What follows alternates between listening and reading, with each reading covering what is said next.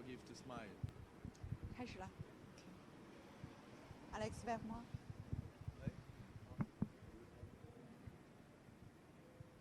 Hello and welcome to Xinhua Live Show. I'm Han Qian with China's Xinhua News Agency in Paris. Today is a big day for France. The country is holding its presidential runoff. The voting has kicked off 2 hours ago. Now it's 10 o'clock in the morning and I'm now here in the 6th district in central Paris. And now I'm going to go to this very lovely and Parisian-style cafe and join a French family. We're going to talk about this year's French election, which is said to be the most unpredictable in decades. And also, I know that they will vote twice today. Why is that? How can they cast their ballots twice in one voting day? Let's join them and let them tell you. Hello, guys. How are you? There. Good morning. Good morning. Hi, good morning. How are you? First, introduce yourself to our audience. My name is Susan Perry, and I'm a professor here in Paris. My name is Arnaud Barricella, and I am a PhD student. Thank you so much for joining our show. So firstly, what are you looking for here? So we are trying to see how it is possible to vote not once but actually twice, because this is in fact a national holiday in France, and many people are going to be out of Paris, and they have asked their friends, their family, or their neighbors to vote on their behalf. And so you are going to vote for somebody else. Absolutely. Yes, in fact, I don't even know who I'm going to vote for today. I volunteered to be a proxy vote for someone who wants to support my candidate. My candidate is Emmanuel Macron. And so online, on this website, I've registered, and someone who needs a proxy vote has registered, and I will vote for someone whom I've never met and whom I probably will never meet. Yeah, that's great. So I think that's why the French government make this system actually to streamline the process of voting and make it easier for people to vote and also to avoid high abstention, right? Absolutely, yes. There was a risk of a high rate of abstention in this election because it is a national holiday, and also because there were a lot of people who were disappointed by the result of the first round and who were not very motivated to vote in the second round. Yeah. And it is estimated that today the abstention rate could be very high, which could be the second highest for a presidential runoff since 1965. And if it is the case, it will give a greater chance for Marine Le Pen. Exactly. So anyone who supports Emmanuel Macron has been very busy these past 2 weeks, encouraging everyone they know to vote, and of course registering online to serve as a proxy vote for these elections. The more people who vote, more likely his margin for victory. Okay, so we now according to the surveys, that Macron could beat Le Pen with large margin, but we know that anything is possible. So if Marine Le Pen is elected, we know that she's not pro-EU and she wants France to leave the Eurozone. So if she's elected, how things would be for you guys? Well, it would be very, very bad for us because we are open to the world. We welcome people from all over the world, and it would be very, very sad if she were to win. And that's why we were very motivated to have a proxy vote to ensure that that abstention is as low as possible. Also, neither candidate has been prime minister, for example, but Macron has already served in government, and I want a candidate who has at least some governance experience. Madame Le Pen has none. Let's imagine Le Pen she has become the president-elect. So if we take a coffee today, because she wants to restore the French currency franc in the domestic economy. So if she's elected, we take a coffee here. We need to pay more. We'll have to pay more for that coffee. Everything will become more expensive for us. But she said, though, that she would have a referendum, and polls show that a large majority of French people want to remain in the European Union and in the Eurozone. So I'm confident that even if she wins this election, she will lose her referendum on European Union membership. We're hopeful. First, we're hopeful that Macron will win, and even if he doesn't win, we think that the French people have enough common sense to stay within the European Union. cool. So now let's go to the voting station. I will follow you guys. Absolutely. Okay, please. Thank you. So do you have the proxy card for the person that Yes. you're going to vote for? It's in my bag, and I did it for the first round of the election, and I had no problem. I just showed the proxy card, and they allowed me to vote a second time. Could you please show? Yes, absolutely. Let me take your yeah. Yes, Yes. I'll show you my proxy card. Uh-huh. It's in this little bag here. Yes. There it is. So I, in fact, have never met this girl. I don't even know who she is. I just had one email exchange with her, but I know that she wants to vote for Macron. And so therefore, I volunteered to be a proxy voter on her behalf. And all I have to do is to come with my ID and with this piece of paper, and I can vote a second time. You can vote. And it is the same case for you. Absolutely. I certainly am unlikely to meet the young man who I'm voting for, and I have to go across town later today to vote for him. And I hope the lines won't be too long. Okay. So now we are walking in the street of your block. Could you introduce us about your district? It's quite lovely, a vivid district. So we live in the heart of Paris. We live in the Latin Quarter, Saint-Germain-des-Prés, in the 6th district. Paris has 20 districts. We're in number 6. It's one of the smaller arrondissements. We're very active in local politics here.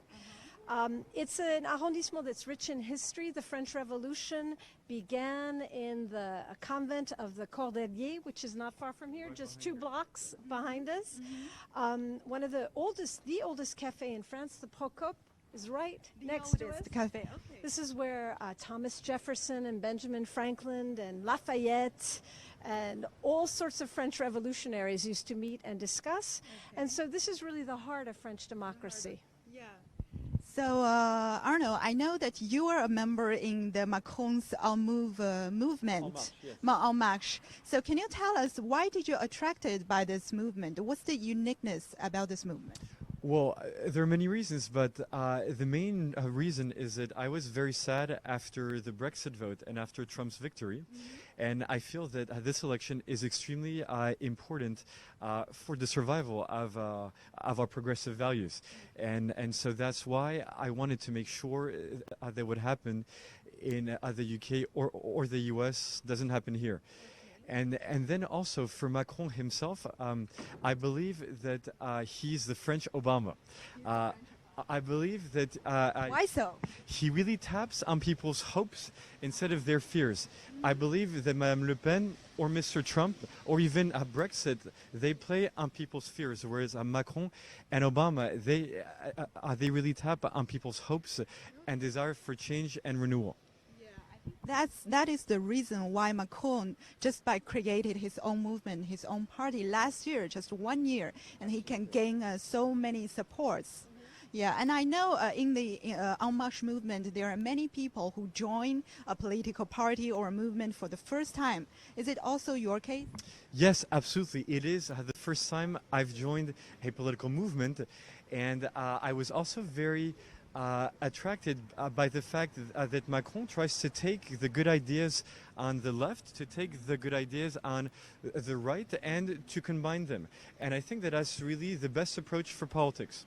Politics, that is to say, to be pragmatic and flexible. Absolutely. Yeah, so I think actually Macron brings such a new phenomenon in France politics. And I think when we see through this phenomenon, there is a social, political, and economic background which gives birth to it. What do you think is the background? So first of all, Macron is very young. He's 39, and he's really a candidate of the 21st century. All of the other people who are running have long political histories in France, and they're still thinking along 20th century lines. So the first and most important point is the renewal. He brings a new perspective. He's very comfortable, for example, with the idea of an environmental program that is compatible with business, something which up until now hasn't been the case. Environmental programs in business have been quite hostile often to one another. He wants a fairer tax structure for French citizens. He wants to keep the social services, but make sure that everyone pays fairly for those services. So he's both business friendly, but also in many respects a socialist. So I've once read in the media which described Macron as the snatch-all candidate. So she can really attract people, supporters from both the left and the right wings, right?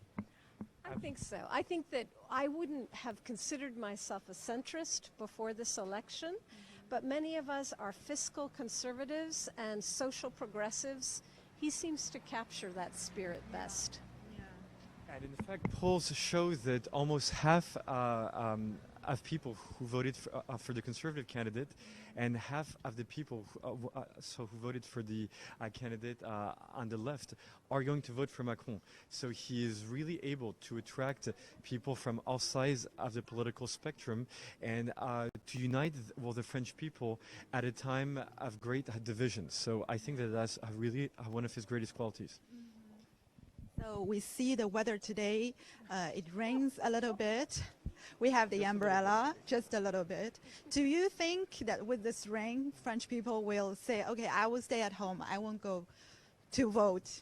Will that happen? Well, it works both ways. So if it were a beautiful sunny day, which is rare in spring in France, people might not want to come inside to vote. They may be out with their families. On a rainy day, people are actually more likely to vote than on a sunny day. So we're hoping, as long as it's not raining too hard, we're hoping that this will help ease abstention rates. So actually, this kind of weather is helping. We hope. It should. In the past, it has. And I think not all of France will suffer this weather. I think at least in half of France, it should be more sunny. So. It's actually a Parisian feel, you know, raining in the spring and Yes. And cold. It's so cold. Okay. So today is a very special Sunday for you guys. So after you cast your bailouts, what are your plans?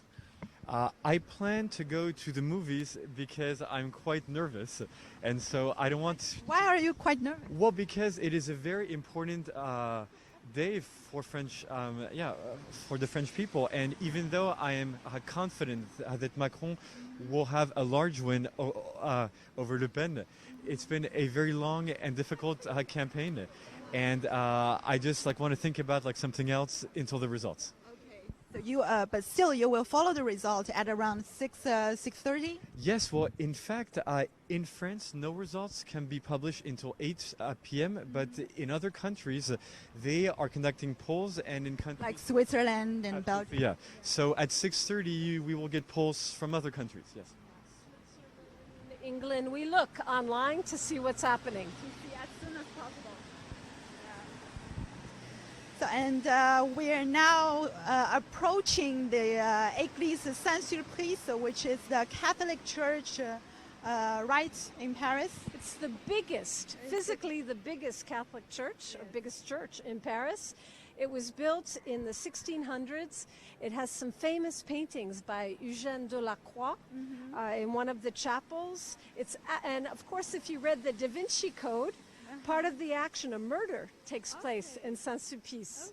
So it's an interesting church. It's an interesting church, and it's also where you are going to vote, right? Both of you. Well, not actually inside of the church, but very, very nearby at the City Hall for the 6th District of Paris.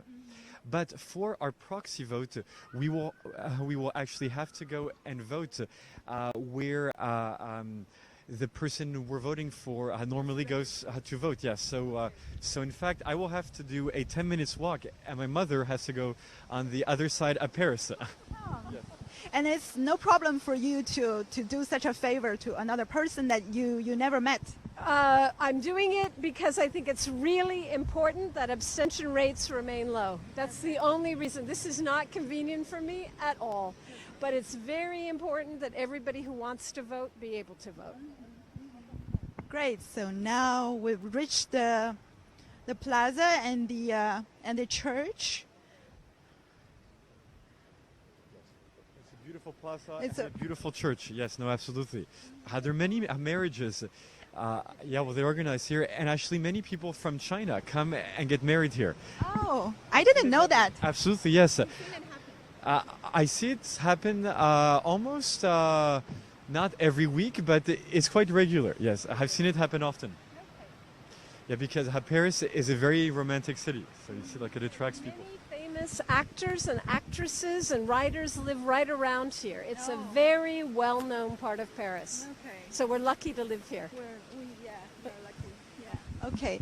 So let us show you some good views, beautiful views of the church, of the fountain. And now I will leave you guys to vote at the polling station. And we will meet you guys in very soon. Okay? In a couple of minutes. Thank you. Thank you. Thank you, See you Hannah. soon. Okay, See you soon. bye. Bye.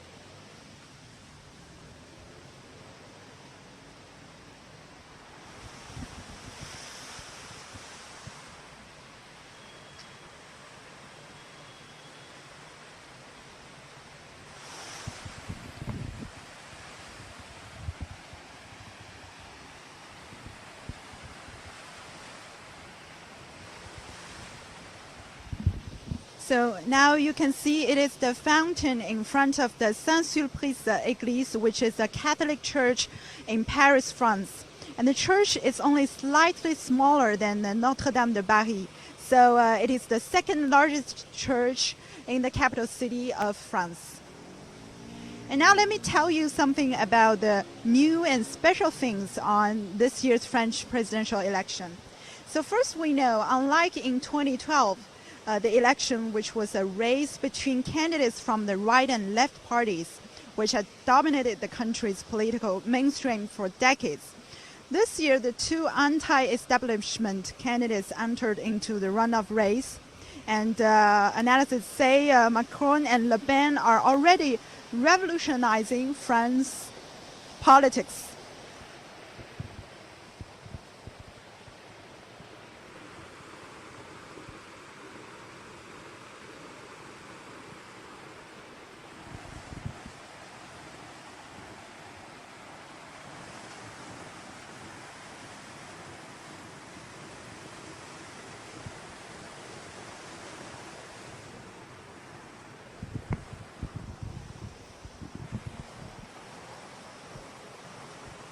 The liberal centrist Emmanuel Macron had never held an elected office. He targets to build a democratic front involving faithfuls from different political views.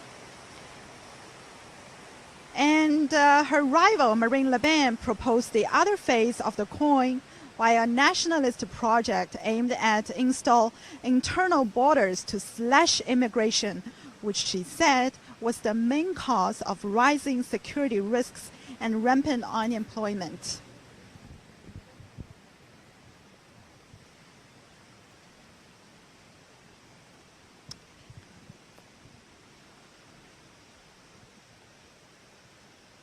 So after a campaign overshadowed by a series of twists, the 2017 French election is one of the most unpredictable in the country's modern history, as growing public disenchantment forced many voters to turn their backs on the mainstream parties or even abstain to refuse the choice they have to face.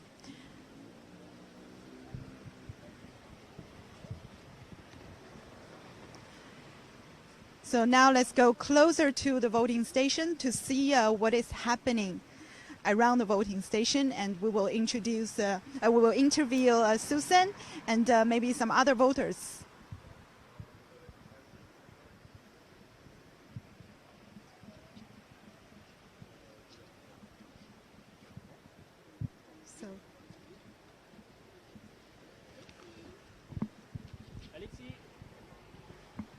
So, Susan, how was it?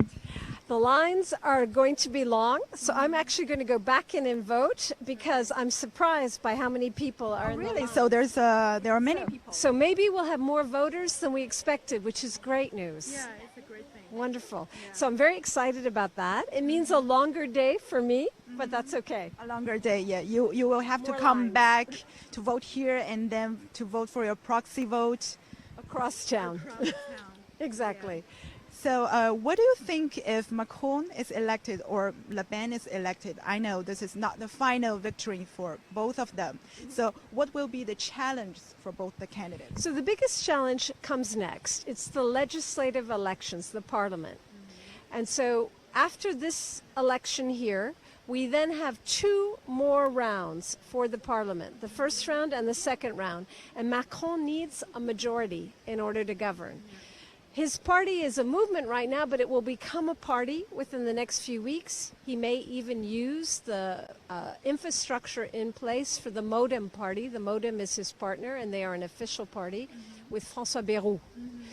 So what we're hoping to see is a quick transfer to an actual party movement within the next month.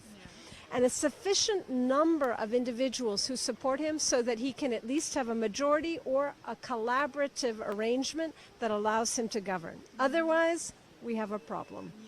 Otherwise, it will be a big challenge. Madame Le Pen will never get either a majority or a collective group of partners that would enable her to govern. She cannot govern, which is one of the reasons why she's, for me, not the right choice for this election. I need someone who can govern.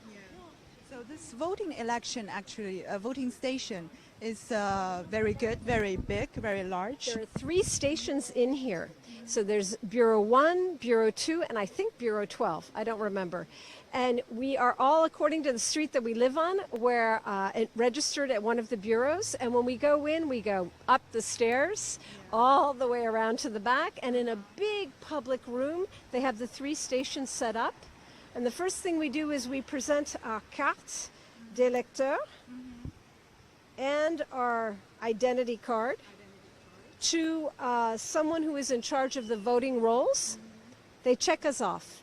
We then pick up our ballots and an envelope, and we go into a voting booth, and we put our candidate in the envelope. This time it will be much easier because last time when I was covering the first round, there were 11 tickets on the table. So you have to pick several and then think about which choice you're going to make. And now there are 2. And some people just pick up their candidate. They don't even bother with the other one. And some people pick up both because we have something called the secret, so people want to vote in privacy. And we go into the voting booth, which is called the isoloir, the isolation room. We vote, and then we stand in another line, and we drop it into a plexiglass transparent box. The person says, "À voter," and we sign the voting register. So it takes about 20 minutes. The whole process. Yes, it's not mechanical at all. It's very manual and very accurate as a result. Okay, and so now Arno is here with us again. So how was it? It was great. I have voted for Emmanuel Macron for a better future. A better future. So actually today's voting is actually about 2 choices that France has to make. It's a choice either Emmanuel Macron or Marine Le Pen. Absolutely. In fact, it's more than that. It's for a radically, I think, a different vision of the future. And a France. One is for an open France in Europe with progressive and liberal values. And so the other is to close borders, build walls, and have a closed country that in fact wants to go back to a past that never really existed. So I'm confident that the French people will make the right choice today. So you think that France should still firmly stick on the European Union choice and keep building on it? Like here we see we have the flag, national flag of France, and also the flag of the European Union. Absolutely, yes, no. So Emmanuel Macron has said that the European Union is not perfect. It has problems, but I think that we can fix them. I think that everything can be fixed. What are the problems? Well, first of all, there is the ongoing crisis of the Eurozone. There is the refugee crisis that hasn't been dealt with well. There is also a problem of bureaucracy for the European Union and an institution that is perhaps a little bit too remote for most of the citizens in Europe. But I'm confident that every one of those problems, they can be overcome. It can be fixed, and I think, well, that if we leave the European Union, it would be a historic mistake, a huge mistake. So first of all, because the European Union has brought peace to the continent. And for those who want to leave the European Union, I'm tempted to ask, so do you want us to go back to war? Because ever since, we've had those institutions, we've had peace in Europe. So for the survival of peace in Europe, it's essential for the European Union to continue. And then also, I think that for France to be able to meet the challenges of globalization, it is better for us to be inside of Europe. So because as a group, we are stronger than each individual country. We see that right now here there are actually many people who are going inside to vote. They are making a line here to go through the security check. As we know that France now is under high terrorism threat.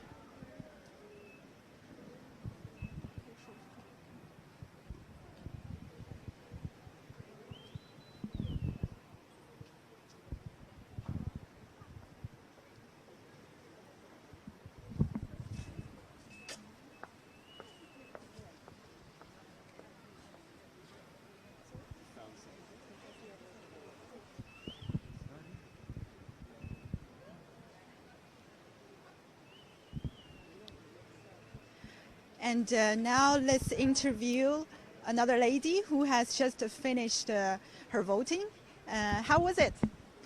Well, as far as I was concerned, it was fine. I'm very happy I get the occasion to vote. I think it's very important for citizens of the country to get to participate in some political action and to get to choose the leader of the country. Who did you choose? Oh, I never answer that question because it's a private question. It is a democratic principle that you are alone in a box. Okay, no worry, no problem. Okay. So, what are your expectations on this candidate you've chosen? Well, I expect the candidate I have chosen to do a good job for France, both economically at the international. I hope it will invest himself in the construction of Europe and in the construction of the world, because France have a place to take in Europe and in the world, and we cannot ignore that. So from today on, from tomorrow on, France will turn a new page. We will have a new president. Do you think that things will go better, things will be improved? I think things will go better because more and more people in this country have the will to make a change and to do their best for the country and for themselves. We all want to improve our life quality.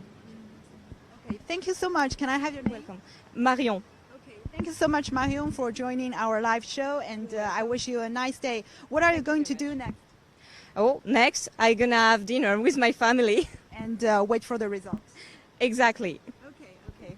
Have a nice day. Thank you. Thank you so much. Thank you. So now let's see over here. We can see there are some papers stick to the wall. And I would like to ask our friends Susan and Arno, what are these papers for? Are they related to the election?